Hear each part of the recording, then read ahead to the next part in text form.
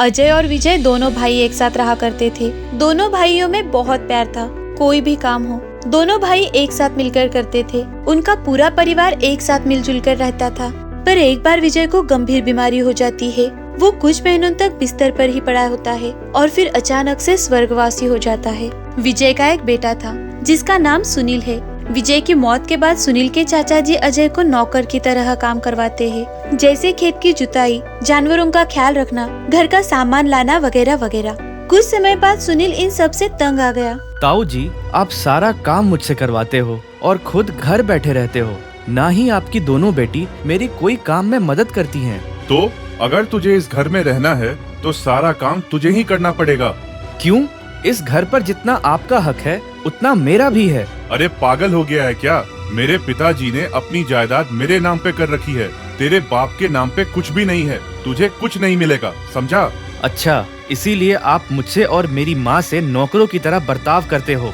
हाँ, तुम दोनों बस नौकर ही हो। ये तो सरासर बेईमानी है। आपने सारी जायदाद धोखे से अपने नाम कर ली। तुझे जो समझना है समझ। ये घर तो मेरा है, पर तू मेरे छोटे भाई का बेटा है, इसीलिए तुझ पर तरस खाकर मैं तुझे पुराना घर दे रहा हूँ। वो मेरे पिताजी का घर है। तू अपनी माँ के साथ वहाँ चला जा। सुनील के पास और कोई रास्ता नहीं था। वो घर के कागजात लेकर अपनी माँ के साथ पुराने घर में चला जाता है। घर बड़ा था, पर उस घर को मरम्मत की जरूरत थी। घर के आगे एक छोटा सा आंगन भी था। माँ, घर तो अच्छा है, पर सफाई और मरम्मत की बहुत जरूरत है। हाँ बेटा, तेरे दादाजी को ये घर बहुत पसंद था।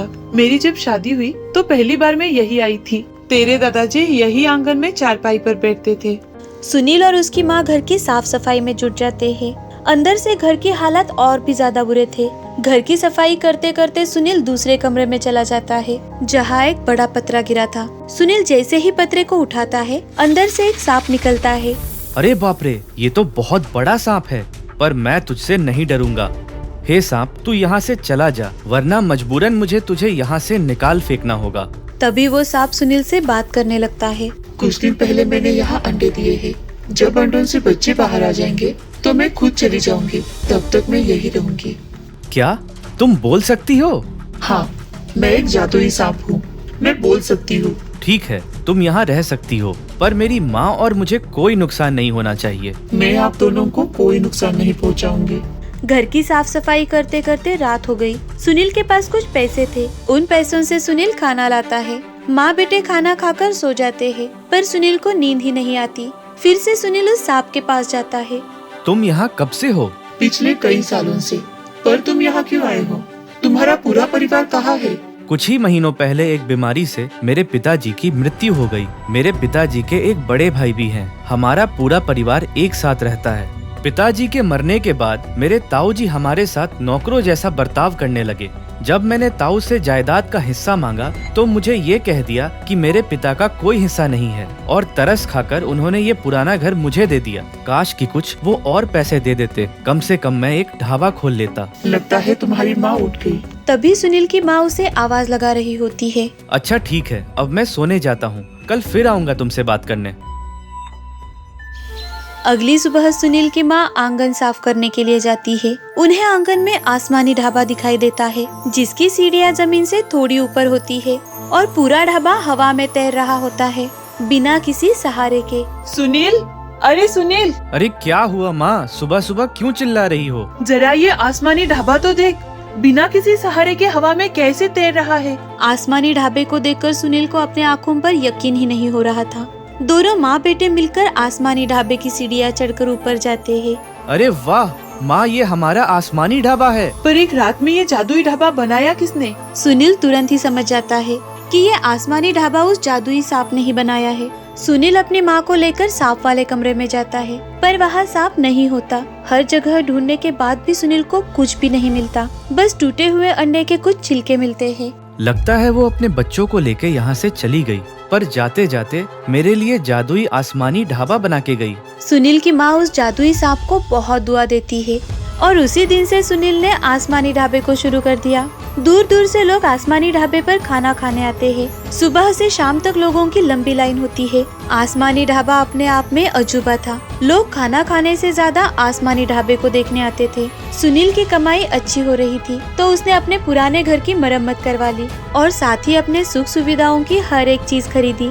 अब सुनील और उसकी माँ का जीवन पहले से बहुत बेहतर हो गया था। वो बहुत खुश था और उनकी खुशियों का कारण था जो है जादुई आसमानी ढाबा। राधानगर नाम के गांव में सुरेखा अपने पति विश्वनाथ के साथ रहती थी। उसे एक बेटा था जो विदेश में नौकरी करता था।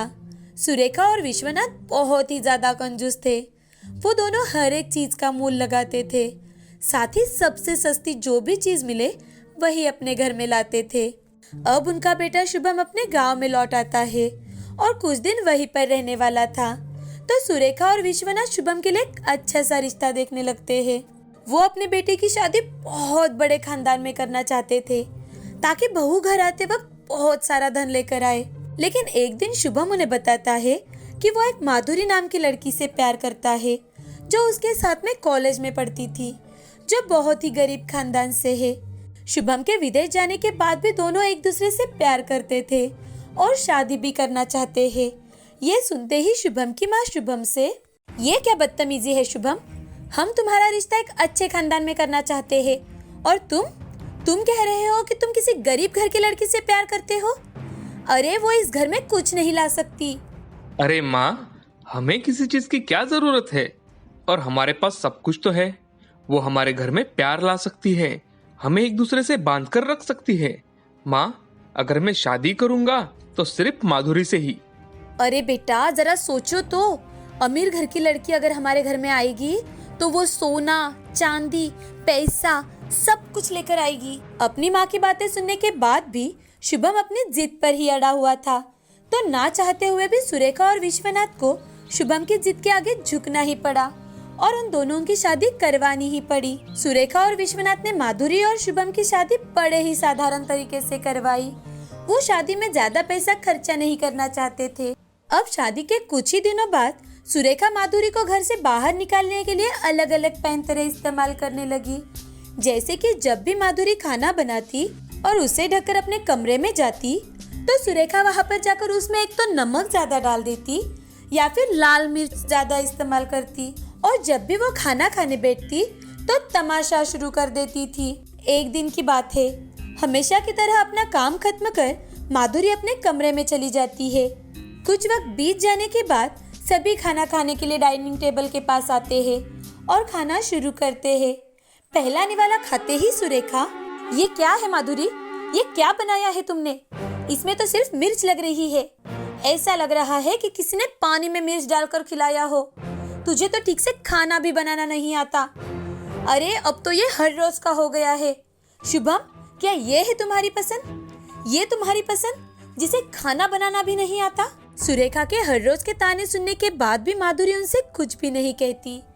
वो बहुत ही शांत स्वभाव की थी, उसमें सहनशीलता भी बहुत ज्यादा थी।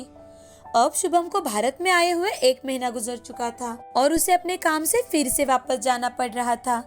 तो वो माधुरी से, माधुरी, मुझे कुछ समय के लिए फिर से विदेश जाना पड़ रहा है, लेकिन मैं तुमसे एक वादा करता हूँ, जैसे ही कंपनी का ये कॉन्ट्रैक्ट खत्म होता है मैं वापस लौट आऊंगा और यही रहूंगा और यहीं पर अपना कुछ नया काम शुरू कर दूंगा। ठीक है शुभम, तुम अपना काम मन लगाकर करना, लेकिन हाँ, वहाँ से आने के बाद मैं तुम्हें बिल्कुल वापस नहीं जाने दूंगी। शुभम और माधुरी की सारी बातें सुरेखा चुपचाप से कमरे के बाहर खड़े रहकर सुन रही थी। अब सुरेखा मन ही मन, हाँ, बढ़िया ही, फिर से बिल्कुल नहीं जाने दूंगी वाली। अगर मेरा बेटा काम नहीं करेगा तो पैसे कैसे आएंगे इस घर में। अब शुभम अपने काम के लिए विदेश चला जाता है। 2-3 दिन बीत जाने के बाद एक दिन माधुरी अपने सारे काम खत्म कर अपने कमरे में टीवी देख रही थी तो उसे देख सुरेखा जोर जोर से चिल्लाने लगती है, अजी सुनते हो, टीवी देखने के अलावा भी और कोई काम है आपको। सुरेखा जोर जोर से बातें कर रही है। ये सुन माधुरी भागते हुए वहां पर आ जाती है और ये देख सुरेखा और जोर जोर से बातें करने लगती है। सारा दिन बस टीवी ही देखते रहते हो, हर कमरे में एक एक पंखा चलता है और लाइट, वॉशिंग मशीन, अरे इस महीने का बिल भी देखा है, और तो और ऊपर से टीवी कनेक्शन के अलग से पैसे देने पड़ते हैं। इतने सारे खर्चे हैं और कमाने वाला तो सिर्फ एक ही है ना। माधुरी, अब बस, बहुत हो चुका। आज से सारे टीवी कनेक्शन बंद। इस घर में सिर्फ एक ही पंखा चलेगा। दिन भर कोई भी लाइट इस्तेमाल नहीं करेगा। इतनी कड़ी धूप है तो अब से वॉशिंग मशीन भी बंद। फ्रिज की भी कोई जरूरत नहीं है हमारे घर में, ठीक है? याद रखना। ऐसा कहकर सुरेखा वहां से चली जाती है। विश्वनाथ के साथ अपने कमरे में आराम से पंखा लगाकर सो जाती है। इस बात से माधुरी को बहुत बुरा लगता है, लेकिन वो किसी से कुछ भी नहीं कहती और चुपचाप अपने कमरे में जाकर पंखा और टीवी बंद कर देती है। अब कुछ दिन ऐसे ही बीत जाते हैं। सुरेखा उसे परेशान करने का एक मौका भी नहीं छोड़ती थी और स्वभाव से तो वो कंजूस ही थी, तो वो हर रोज बाजार से सबसे सस्ती वाली सब्जियां खरीद कर लाती और वही सब्जियां कम तेल में पकाने के लिए कहती थी। अब कड़ाकती गर्मी आ चुकी थी। एक दिन अपने सारे काम पूरे कर माधुरी ने आलू के पापड़ भी बनाए थे, तो वो थकी हारी गर्मी से परेशान सुरेखा के कमरे में पहुंचती है। सोचती है कि पंखे के नीचे थोड़ी देर आराम कर लेगी, लेकिन वहां पर विश्वनाथ सोया हुआ था। तो माधुरी को अपने कमरे में देख सुरेखा, क्या हुआ माधुरी, कुछ चाहिए था क्या? नहीं माँ जी, वो मैं आज बहुत थक गई थी। सुबह से धूप में काम कर रही हूँ तो पंखे की हवा खाने यहाँ आ गई। देखो माधुरी, तुम्हारे ससुर अभी अभी सोए हैं और मैं उन्हें तुम्हारे लिए तो नहीं जगा सकती। ये लो ये हाथ पंखा, इसी से अपने लिए हवा चला लेना। माधुरी ये सब देखकर मन ही मन बहुत रोती है, लेकिन किसी को कुछ भी नहीं बताती थी। एक दिन माधुरी घर की साफ सफाई कर रही थी कि तभी उसे साड़ी वाले की आवाज सुनाई दी। उसे सुन माधुरी ने उसे आवाज लगाई और साड़ियाँ देखने लगी कि तभी सुरेखा वहां आ जाती है और वो माधुरी से, माधुरी इसे क्यों बुलाया? माँ जी, मेरी कुछ साड़ियाँ खराब हो चुकी है तो मैं सोच रही थी कि क्यों ना एक आध साड़ी ले लूं। अरे बहू, तेरी शादी में तो कितनी सारी साड़ियाँ आई हुई है, उसी में से कोई निकाल ले। तुझे कितनी बार कहा है कि महंगाई बहुत ज्यादा बढ़ चुकी है, फिजूल के खर्चे मत किया कर, लेकिन तू है कि सिर्फ खर्चे पर खर्चे ही किए जा रही है। माधुरी को सुरेखा की बात बहुत दुख पहुंचाती है, लेकिन वो कुछ भी नहीं कहती और रोते रोते घर के अंदर चली जाती है।